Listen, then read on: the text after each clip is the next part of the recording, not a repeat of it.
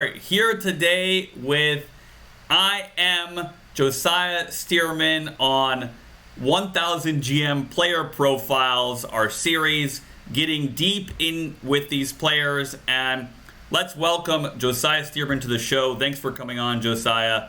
And well, I'm glad you could be here. Sure, thank you for having me. All right. So we're going to jump right in. I know you've got a short amount of time to be here, and we appreciate that you're on with us here. And let's get started by, rewinding all the way back. I know you're an international master now, and you're how old? 18. 18, man. That's fantastic. That's absolutely amazing, by the way. So what really got you into chess? Is there a moment that you could think of that really got you into chess, and at what age that happened? Yeah, so I began playing chess when I was around 4. Yeah, so I began. My dad was the one who taught me. I really was intrigued when he was playing with one of his friends, and I don't know. I was always a very curious child when I was much younger, and always loved soaking up information. And so, I just started playing chess. He taught me the basics, principles, and he had always been a, excuse me, he'd always been a chess enthusiast. So, when he saw that I was also excited about chess, he was super excited, ready to teach me. And, I just started playing a lot of games. And when I was 5, played my first turn. So you learned how to move all the pieces at the age of 4. Yes. That's amazing. That's pretty incredible. So then we fast forward to age 5. Wow. I mean, you're so old then. Yes, very old. Very your old. First tournament. Okay, let's hear a little bit about it. I like that. You played your first tournament at 5. First tournament. Yeah. I actually had the lowest rating possible of 100 because I lost all 4 of my games. Oh, I lost all 4 of wow. my games. Oh. Yeah. Oh man, you've really come far then. What's your current rating? Yeah. So my current rating is 24-43. Man, that's so. quite a grind. You had to really climb every rung of the ladder. Yeah, actually though. All right. But I had a pretty quick jump start in terms of my early progress. So wait, yeah. Before we get there, we're gonna get there. But I want to know, you lost all 4 of your games at age of 5. Yeah. Most players quit then. I've seen players that were competitive and they were like, I'm going to do really well. I mean, kids, of course, because I coach a lot of kids. And then they get in there and they lose a bunch of games and they're like, no, can't do this. What kept you going?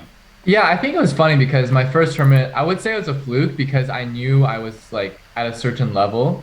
And, it's funny, one of the first games that I lost in 3 moves. Oh, okay. Because I didn't get automated.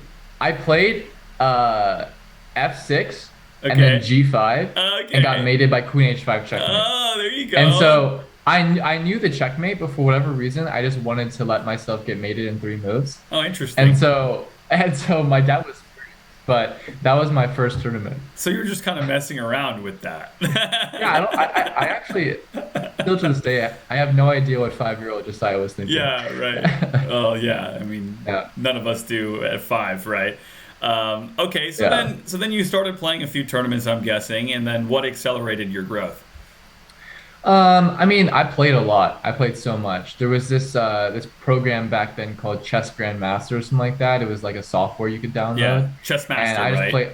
played Chess Master. Yeah, I would play that hours upon hours a day. Okay. And my growth just accelerated because of how much I was playing, how much I was studying.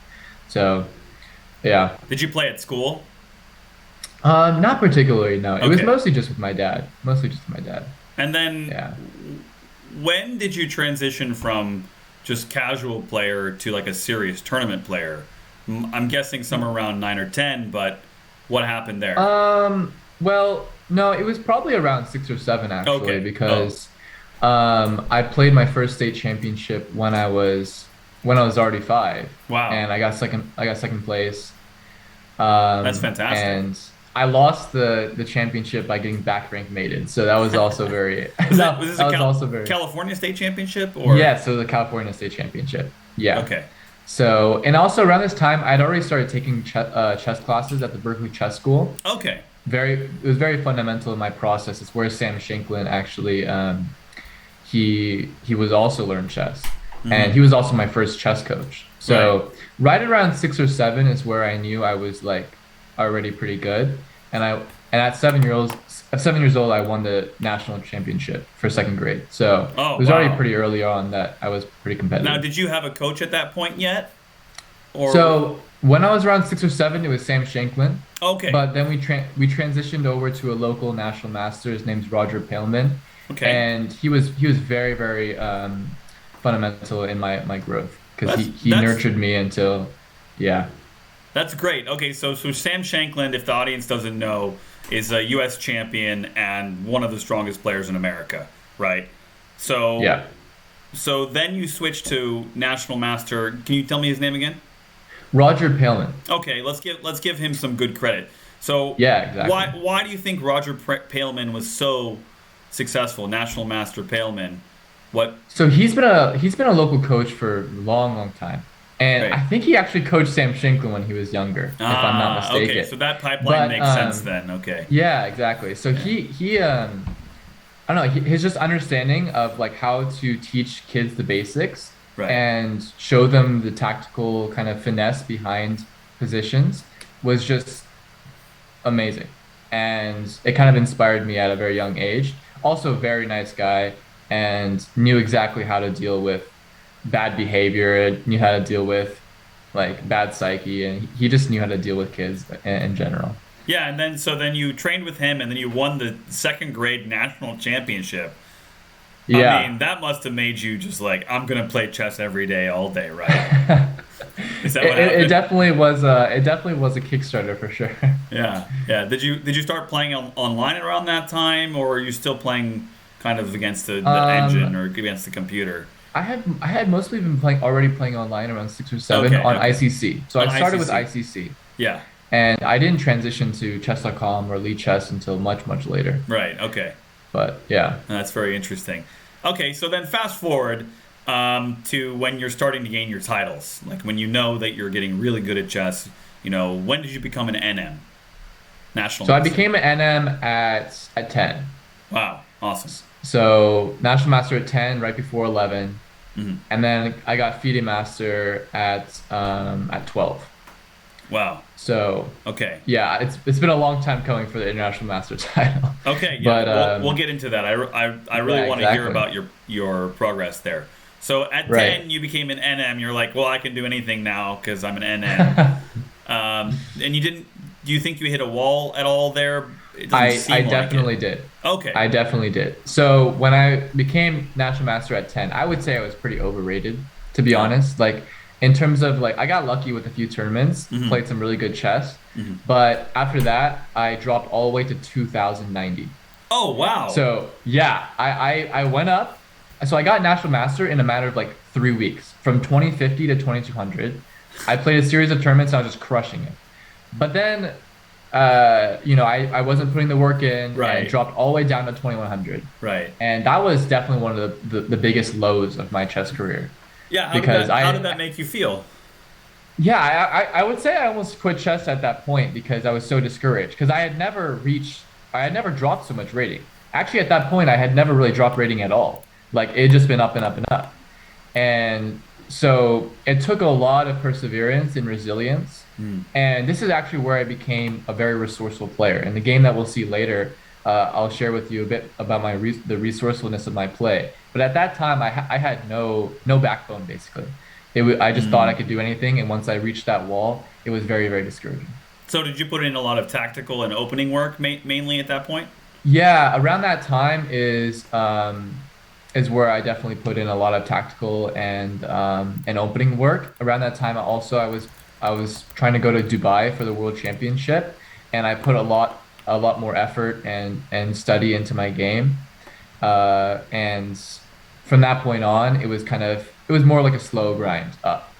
As I mean, going from master to the next masters is a very hard process. Yeah. So Yeah, I mean it's I don't most of the audience probably doesn't understand the exponential curve in skill as you get up that high. yeah, So you said you had trouble from FM, big trouble from FM to IM. Can you yeah. explain the skill gap there, or at It's least the a gap it's in a your own big skill? Yeah, it was a big kind of a stride because going from FM to IM, now you need to make norms. Yeah. Before, it's just a rating thing. Now you actually have to perform very, very well in 3 tournaments to get your norms. So, norms basically you have to perform a certain level in a special tournament, and then that's how you get your MTEL. But Yeah. also around this time, I had been starting taking college classes. Uh-huh. And so I would say I was a bit more busy with school. It Wait, definitely was not what age were you taking college classes at? so this is also a bit of a story for me, but I started taking college classes at 12, Oh, wow. and I was homeschooled, started That's taking college incredible. classes at 12, Oh, and then wow. I started Berkeley, or I got admitted into Berkeley at 15. Wow, fantastic. And so I actually just graduated. Congrats. That's Thank a you. major achievement. You're 18 and Yeah. you just graduated from Berkeley. I don't know which one's better, the IM title or graduating from Berkeley at 18. Can you even compare them? I would like to say that they're just two traits of mine. I don't know. Yeah, yeah, yeah. Yeah, That's but awesome. Well, so then but you're the jump, taking. the Okay, go keep no, going. okay. No, but the jump was big. Yeah. Like, I mean, the college classes was kind of one of the things that hampered my improvement, but the biggest thing was that I just was not putting enough work in, because I wasn't prepared. I wasn't prepared for such a huge jump from the FM title to the IM title, and the discipline was one thing that really was a block for me. Right, So. right, right. Did you where was the biggest weakness in your game? I would say the biggest weakness in my game was my patience, probably. Oh, I was interesting. too ambitious of a player. And funnily enough, the same thing happened after I made the FM title. Made the FM title at 12, dropped from 2300 FIDE all the way down to I think it was 2090. So even a bigger drop. Wow. You're the And king so of it was Crash. definitely, I know. It was a big part of me being just way too ambitious, Hmm. and I would lose to a lot of lower rateds because of a big part of it was pride. I would think that I would go into the game just like head high, go Hmm. out of the game head hanging low because I mean sometimes I just wouldn't have respect for the other opponent, which you need to have. I mean, Yeah, you should have of respect course. for all the opponents you play, and of course I've learned that over time. And so, losing to too many lower rated players and just not having enough patience and diligence to fight it out against the higher rated players. So you basically had this big psychological problem. Yeah, it was definitely a big psychological problem for sure. Because once I made that first norm, like I made the first good performance, I was like, okay, now I can do this. And I knew what type of chess or level of chess I needed to perform at, and also the type of work that I need to put in to get to that next level. So it was definitely a big psychological barrier. So that's a really good transition into my next set of questions, which is about your training regimen. So what kind of training regimen did you have to develop at that time to hit that IM title? And then, where will that take you into the future? So I had a lot of coaches throughout this period that helped me a lot. And to give him a shout out, it was Michael Road. Hmm. He helped take me from where I was to National Master and also almost to feed, actually to feed master, I believe it was, or almost to feed master. And then good friend of mine, Nikola Nestorovic, Okay. grandmaster from Serbia. I found him through online coaching and played a big role in my way to international master. Wait, you found him randomly online? Yes. I reached out to him randomly online because he looked like a friendly guy and Oh, he's wow. grandmaster and we turned out to have a great relationship. He actually came over to the US from Serbia and we took him on a series of tournaments on a 2 month span on the East Coast playing in some tournaments. That's where I got my first norm. Did So he impact your style at all? I think he impacted mostly not my style because he has similar style as mine. Okay. But in terms of the discipline that needed to be done because he Right. started introducing me to really deep opening theory and starting to try out new things. And he also definitely pinpointed like, okay, you need to stop playing such abrasive moves, and sometimes be able to hunker down and play solid chess. So he was able to point out your impatience, basically, that Yeah, psychological basically. problem that you had. So I Yeah. stopped working with him after my second norm, Okay. and my last norm, I would say the biggest help was Grandmaster Hans Niemann. Okay. He's a good friend of mine. We grew up together in the Bay Area, and I would room together with him in the hotels at these tournaments that I was about to get my IM title with. And he was also a big help with just another psychological barrier. Like, just shake it off. You lose, come back, and also helped me a lot with my opening work as well. Yeah. And now he's almost 2,700. Yeah. So, I mean, Hans Niemann is a very very strong player and a prodigy as well, along with you. yes. So, what was it like to live with such a strong player and to be sharing chess ideas all the time? Yeah, so at the time he was not like 2,600 level. This was Right. right before he went to Europe and really blossomed as a chess talent. Hmm. But he was obviously already strong. We actually made GM and IM respectively at the same exact tournament Oh when we wow. were rooming together. It was it was Oh it was pretty wow. cool. That's It was exciting. pretty cool. But he yeah, I don't know. It was just a good kind of atmosphere in terms of chess. Let's stop there for a second. What did you do when you both got your norms at the same time? What did you guys go do after? I Um want to know. So he made it in the eighth round because he had such a good tournament. So Oh wow. he was already while I was playing my ninth while I was sweating in my ninth game, he was like chilling. Oh, that's We hilarious. honestly didn't too much. The unfortunate part about chess tournaments is you go there for those Yeah. 5 days Yeah. and then you just leave. You're just exhausted. So Yeah. we played a bit more chess and we just chilled, just talked. I think we might have watched Queen's Gambit or something like That's that. funny. Wow. Okay, Yeah. you're playing chess for 5 straight days, and then you go watch chess. Wow. Yes. Yeah. You love chess that much, I see. Yeah, I do. That's great. Okay, so then what does your actual training regimen look like then? So, yeah, to be honest, like I said, the biggest reason why it took so long is because I didn't have really that training regimen. Hmm. And I'm still working on it to this day Hmm. because the leap from IM to GM is even more. Yeah, right. And so, still trying to figure out what that training regimen should look like. And oftentimes, like I said, the discipline wasn't there. And so the regimen would honestly just be like 1, 2, 3 days out of the week instead of an everyday kind of thing. But Right. when I was doing it regularly, it was, a lot of tactics, calculation work, working on openings, and practice online. Like you play out your openings, play against online. So it was mostly that.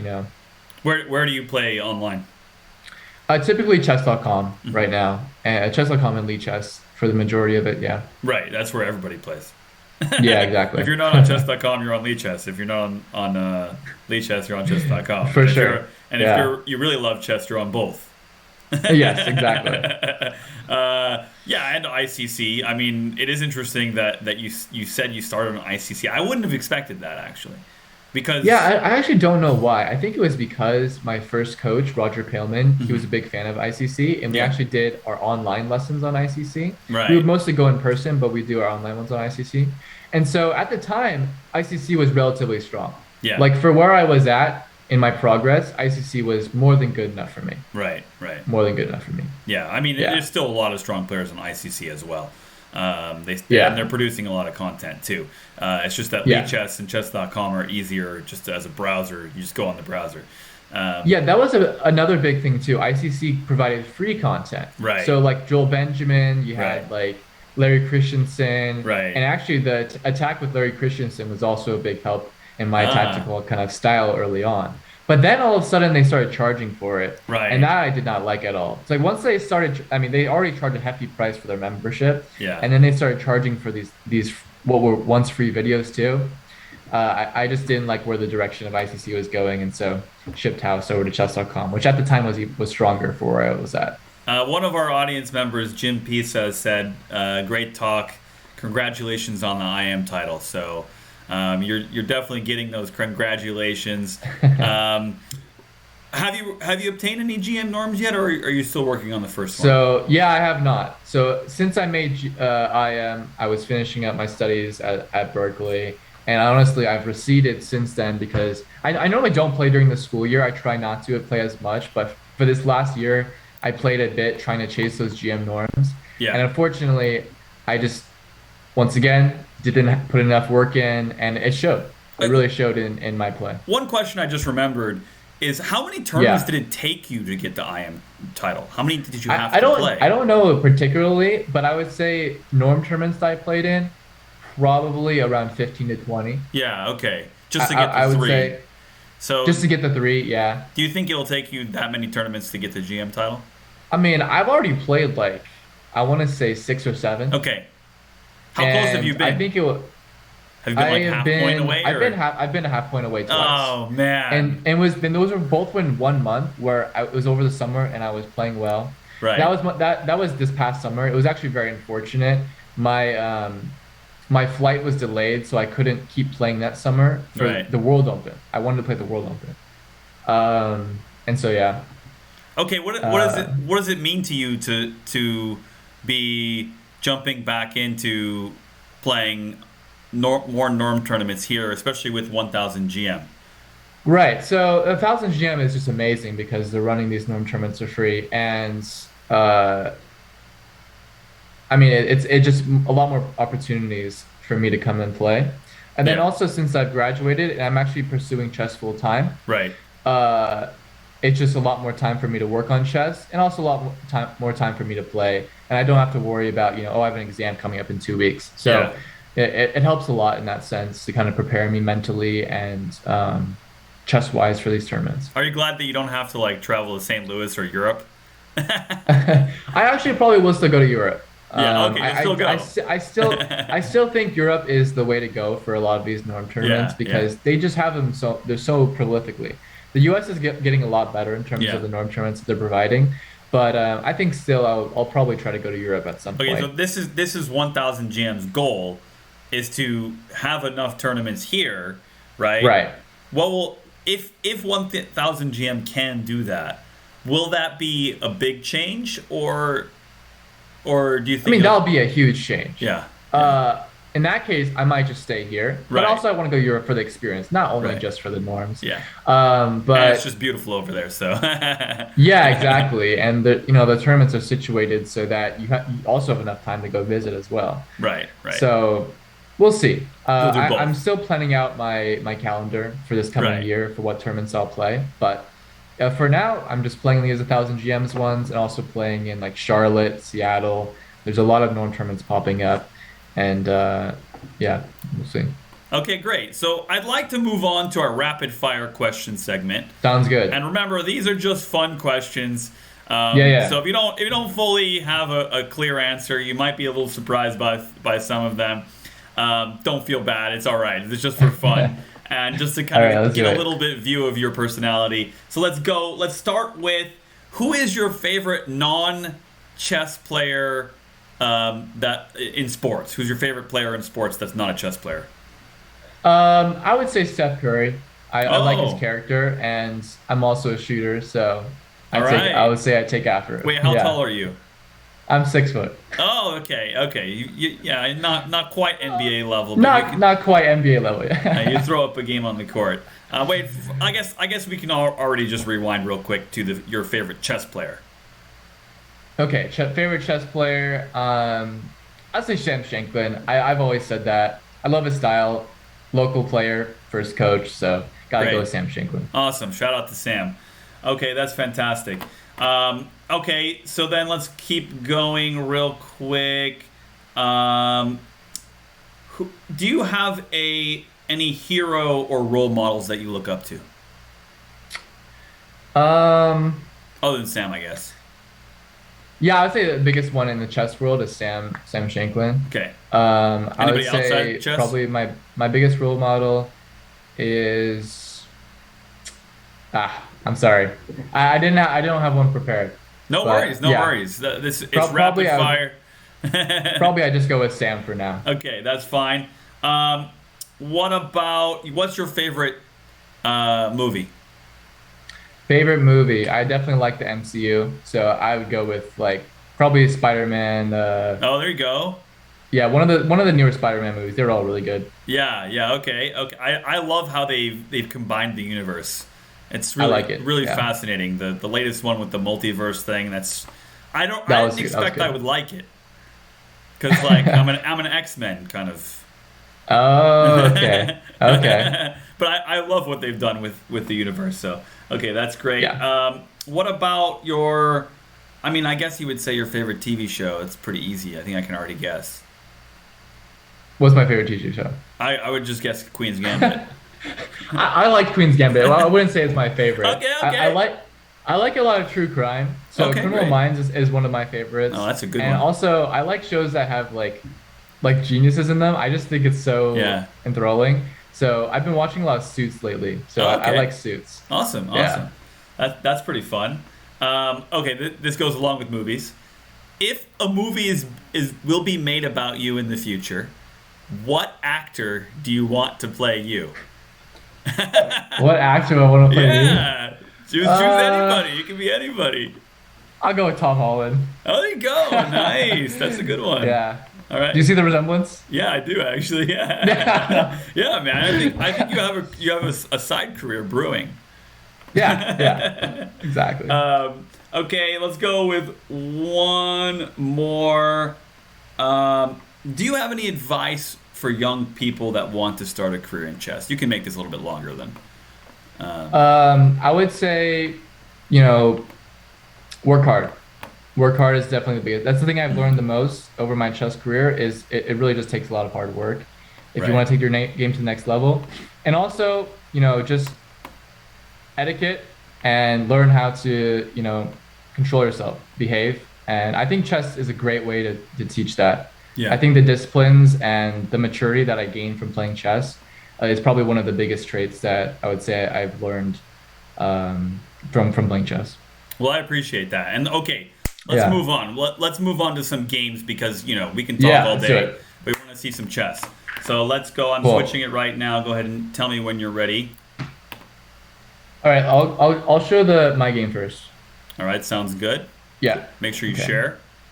Yeah, we'll do. Okay. All right. Okay, so just some backstory to this game. This was after I had completed all three of my norms, and I needed to hit 2400 for the IM title. And so I was playing this tournament, and I was also rooming with Hans at this tournament as well. And this game I was playing against Yuneski Castella Perez, and I needed to beat him to get my IM. If I beat him, I would get the IM title, and he would also at the time have been my highest rated win. And so I had the white pieces, and I've been playing well up until this point in terms of my form in the past few tournaments. And one of the highest rated players I'd ever played. And going into the round, I was very nervous and excited at the same time. So this game was definitely a big display of kind of my resiliency. I would say at the earlier tail of this game, I did not play very well, but at the end, I used my resourcefulness, resiliency, and some tactical kind of finesse to win this game, and we'll get to that. Awesome. So kind of the position we have here, it was like Queen's Indian, and to be honest, at this time, I was making the switch from E4 to D4. So a lot of these structures I had not understood before. So I was pretty much going into this game blind in terms of the ideas that I need to be playing. But chess is beautiful in the sense that even if you don't really understand the position, you can begin to understand it once you start thinking about it over the board. So let's quickly kind of jump to the critical moments of the middle Okay. game, where I felt the game was starting to get a bit out of hand. Wait. Stop And there. so Go. Wait. Let's stop there. Go. Show this central advance real quick because I just think it's interesting. Okay, for sure. Yeah, so I mean, this is actually probably where I would say the game started to go out of hand a bit, because I played this move D5, which is a very committal move. To be honest, I probably didn't need to play this, and this might have been my first mistake. Okay. Because right now, White has a good kind of solid center control, and the one of the main ideas of the Queen's Indian is to give White the center control, and later on to take it back by kind of making a center break, Right. and honestly trying to force white's hand or even entice them into making a center break. That's exactly what he did here. So d5 was very, very an interesting move that to me that stuck out because you play another center advancing move, capture more of the center as well as space, while also kicking this knight back, or Right. so I thought. Right. I saw this move that 95 that he had played, but I didn't think it was good because in general, knights on the rim are typically dim. That's our saying that we have.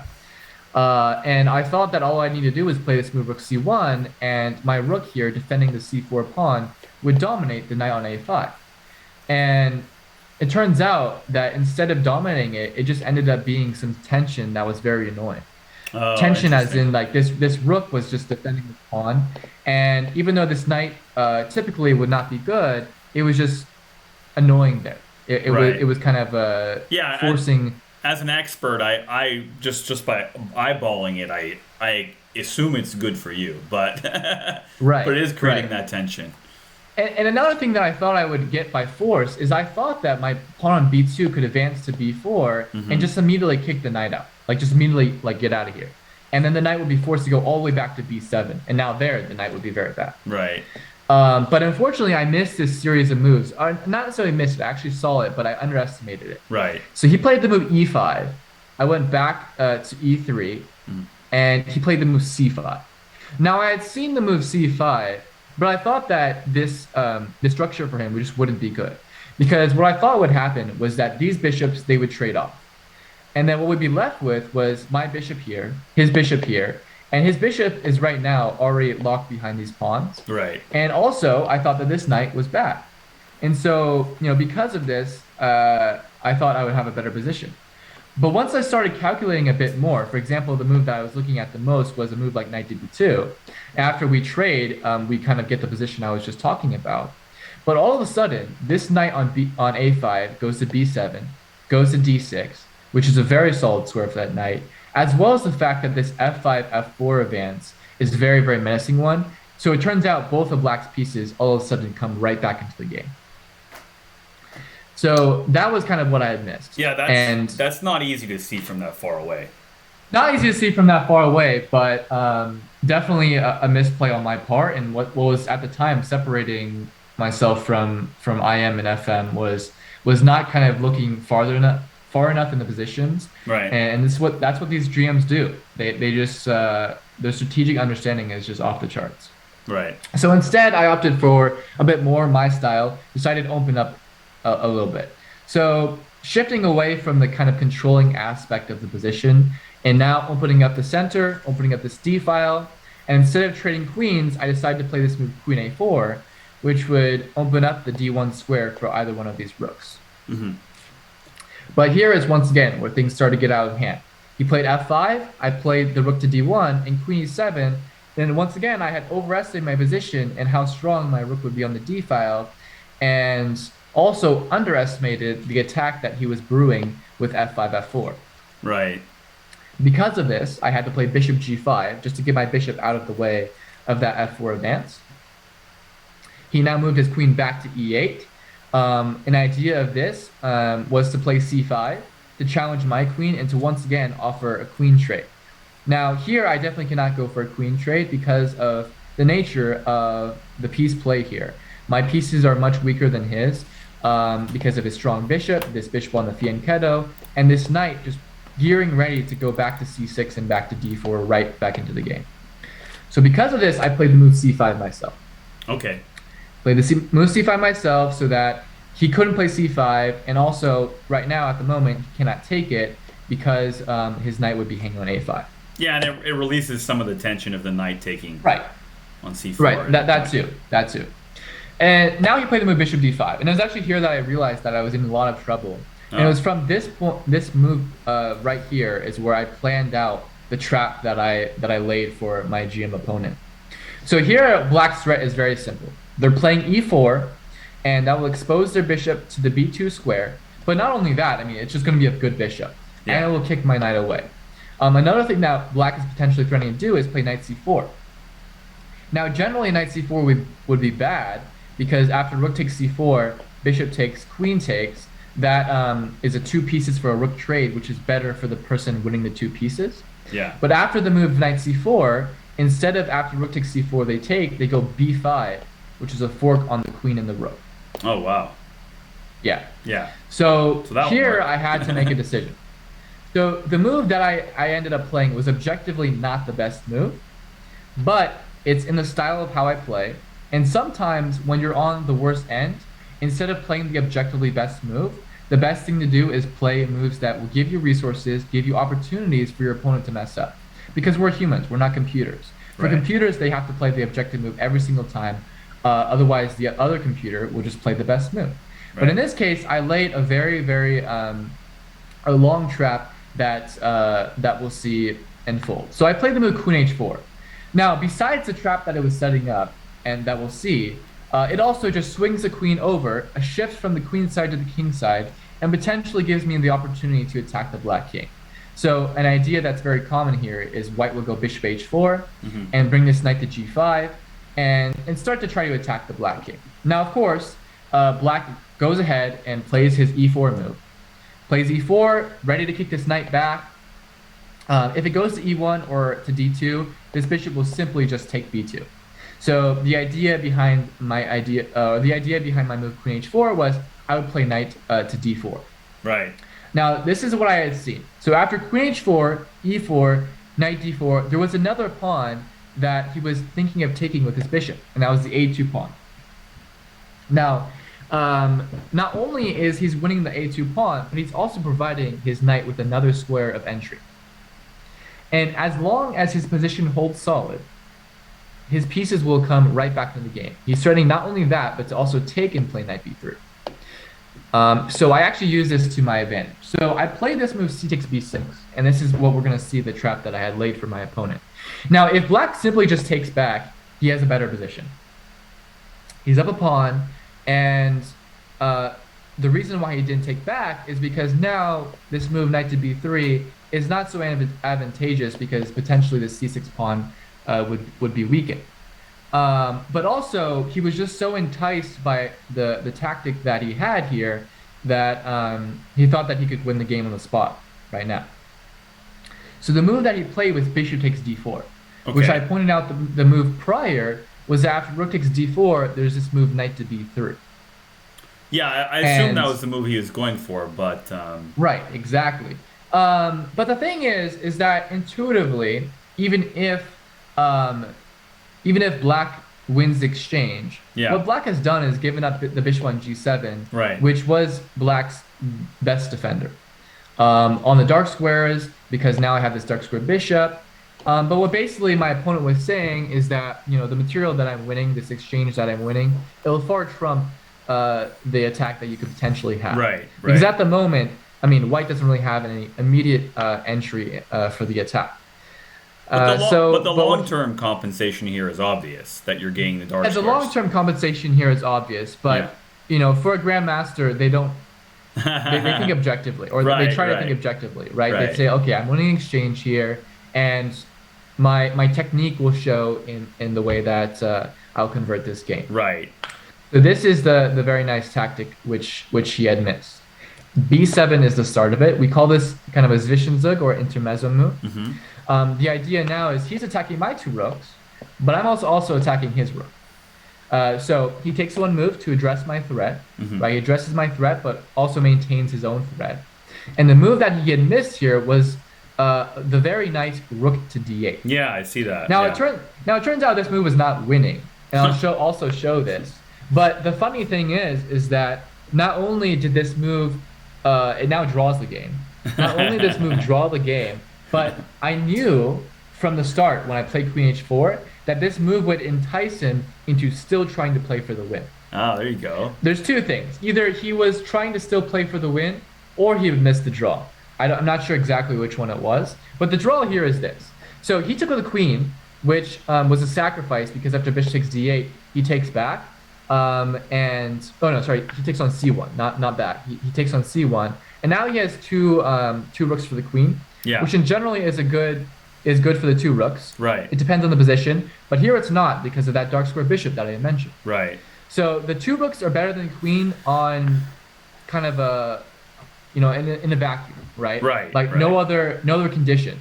But Right. here, I not only do I have the dark square bishop, but his king is exposed. And so my queen does a very good job of applying pressure. That's right. So this is the draw that he had missed. Or I'm not sure if he missed, but he didn't go for. So he could take on d8. After bishop takes d8, queen takes d8, queen takes d8, rook takes d8, rook takes c6. My threat is to play the move rook to c8. And if I play rook to c8, this pawn is going to queen. Right, right. So the way that he can defend against this is play knight e5. So creating a fork on the rook and pawn. And so if I go rook to c8, the beautiful kind of geometry of this knight, it defends the rook on d8. And so you have to go rook a6. Right, exactly. So what I had seen was I go rook a6 instead. And now I win this knight, or I win the bishop. I see. Yeah, that's deep. That's very beautiful. Yeah, it was quite nice, and I was very pleased that I found this, because it was a resource that if I had not had, I would have just had a losing position from the start. Right. And it turns out that here, I mean, black is still definitely not worse. I mean, black is still the one pushing. There's many different ways that black can push here. For example, I think the one that was the most resilient was knight takes b7, if I recall. It's been a while since I played this game. And then, like, but rook rook d1, bishop f1. And this is the only thing that I was worried about. I was like, if this knight can somehow plop itself on d2, then I'll lose my bishop. Yeah. So for example, if he goes knight c5, I think I have to play something like king g2. Wow. Or something to defend. Oh, I think maybe it was actually, I don't recall, but there was some sort of draw here that white has. But definitely black is on the better end of this. Right. Wow. I mean, that's and so just really this is what nice, he could have though. gone for. That's that calculation. The calculation skills there are just superb, honestly. Yeah, and I mean, it's the one thing that at this time I had going for myself. My positional and strategic knowledge was at some points not really there, but it was these kind of calculations or little tricks that I play for. And like I said, my resourcefulness that I think defines me a big part of how I am as a player. That is what kind of saved me this game. So rook to d8, queen takes, bishop takes. He went knight takes c1. So like I said, I'm not sure if he was still trying to play for the win or not. But this is what he ended up going for. And now you're technically better, or? I forget exactly what the evaluation of this, but we were also both getting low on time. So even if I'm not technically better, I think practically. Yeah, practically. I am better because black's play is not so easy here. Right. So the move I went for now is bishop to e7. So saving my bishop while also making a threat on the rook. So he played rook to e8, and now I play bishop f1. It's very important that I save this pawn, but also I bring this bishop back into the game. This bishop at the moment is locked out by this very nice pawn chain that black has, and so I need to find some way to get this back into the game. And how I'm going to do so is I'm going to play bishop f1, e3, and release the bishop in this way. So he played bishop to d5, and if I recall, I think this was one of his mistakes, because he really needs to limit the power of this bishop. Right. And I forgot exactly what move that it was that can do this. You can turn on the engine real quick if you want. Yeah, I mean, that's fine. No problem. I forgot exactly what the evaluation was here. I think it's around equal though.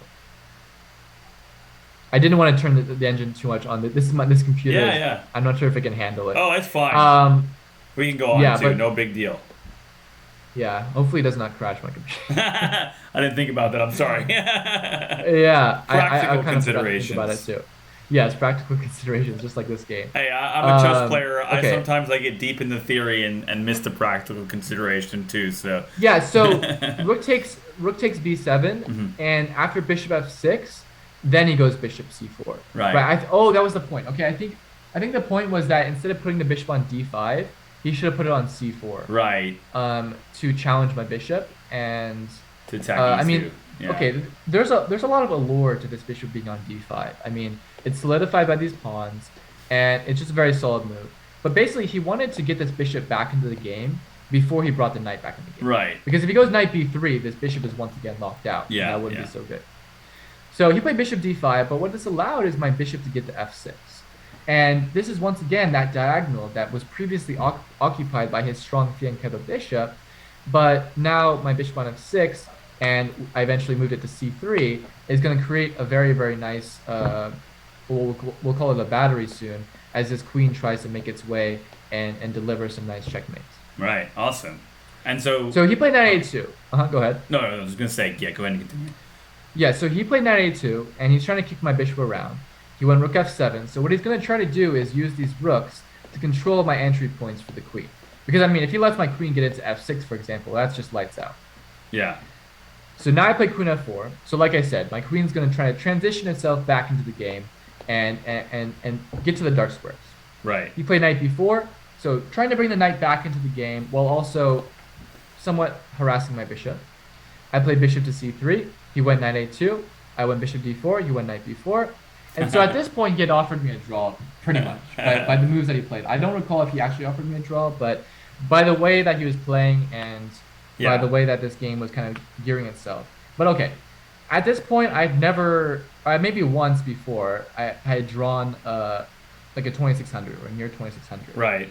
So the draw was very enticing, especially because the adrenaline was pumping. And I was like, man, I was losing so hard this game. I played this nice resource. And I finally find myself in a better position. We're also getting low on time. Do I just take the draw and hedge my bets for the future rounds to make the IM title, or do I just go for it now? Ah, there you go. And I think what I finally decided on is I needed to think objectively. Right. Even if I lost this game, if I right here was in a better position objectively, like let's say +1 or something, I just need to go for the win. Right. And regardless if I make a mistake down the road, that's a learning experience, right? If I make a mistake down the road in time scramble, at least I made the right decision in terms of have to have confidence in yourself. That's another thing I would tell a young player as they're starting out is you have to have confidence in yourself. After that 0-4 tournament that I started off with as my first tournament, you still need to have the confidence to move on and keep playing. Right. So here I played queen d2. So I go back to my idea. I'm going to start bringing the queen over to the dark squares.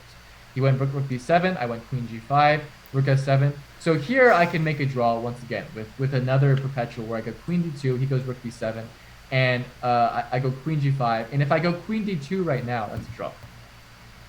It's a threefold. But here, once again, I go bishop c3. And so the difference between the position before was my queen was on f4, and now it's on g5. So we did sort of a triangulation that put my queen on g5.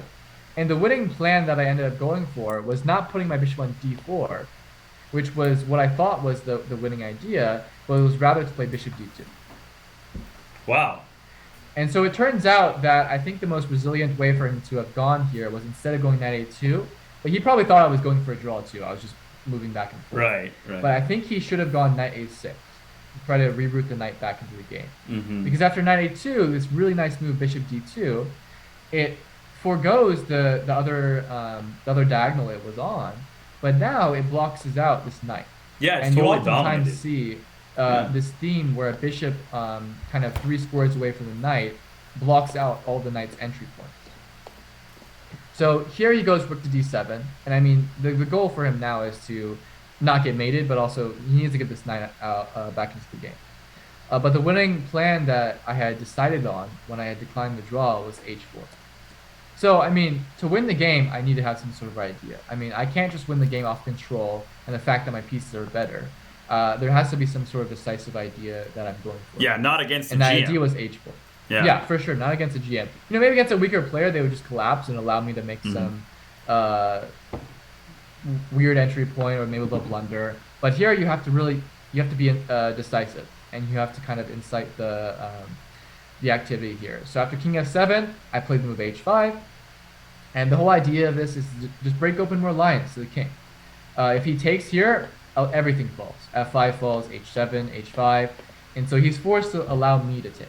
So after rook e6, I took, he took, and now it's time for us to enter in and use this queen and this bishop to really dominate all these dark squares around the king.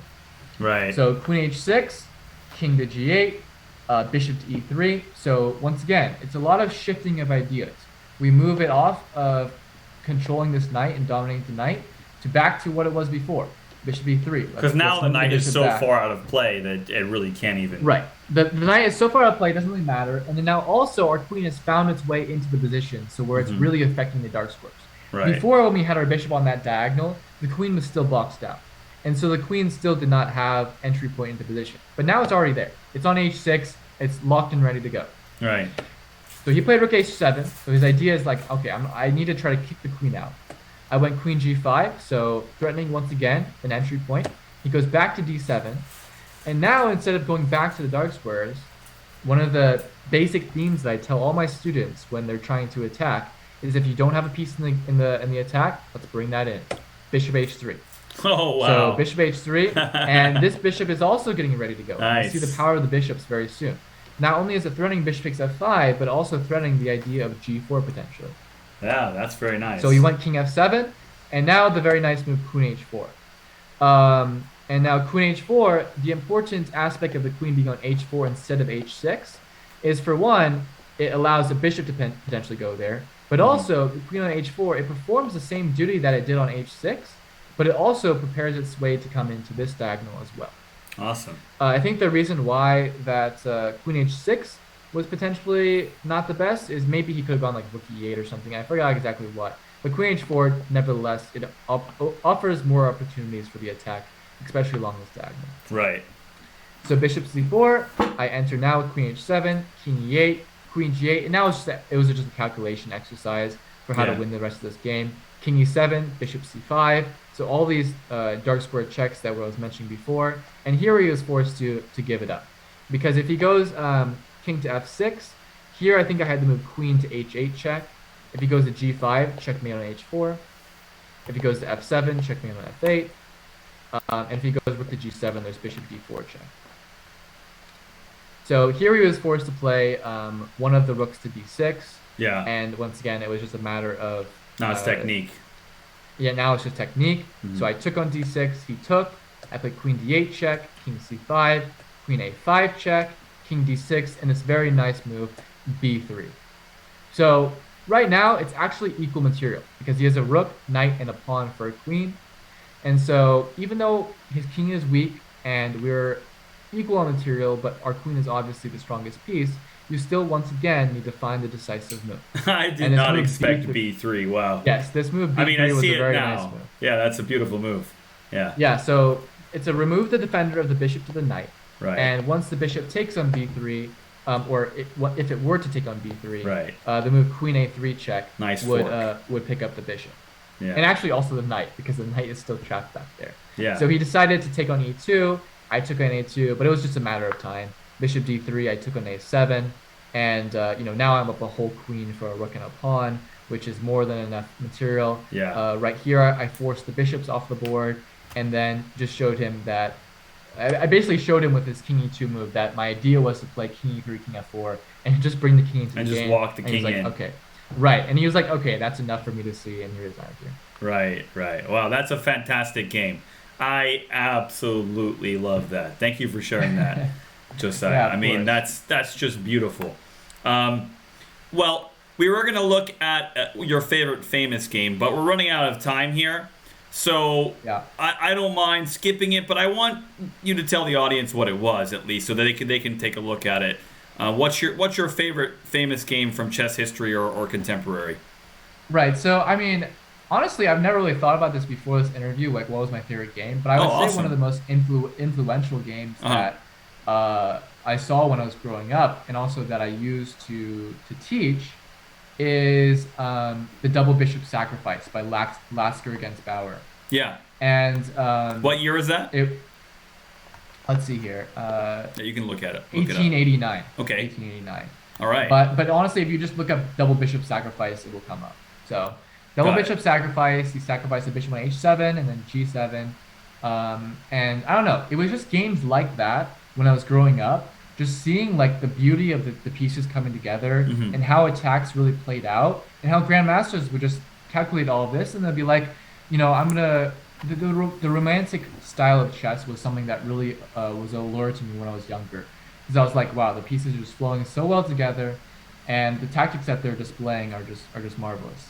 Well, that is absolutely yeah. fantastic. I really appreciate everything you've shared with me today. I know we're running out of time, and I hope that we can get together again and do this again because, I mean, you have so much to share with the world, and we wish you a really, really great tournament coming up in July for the first ever 1000 GM event. And we thank 1000 GM for sponsoring this interview and the tournaments.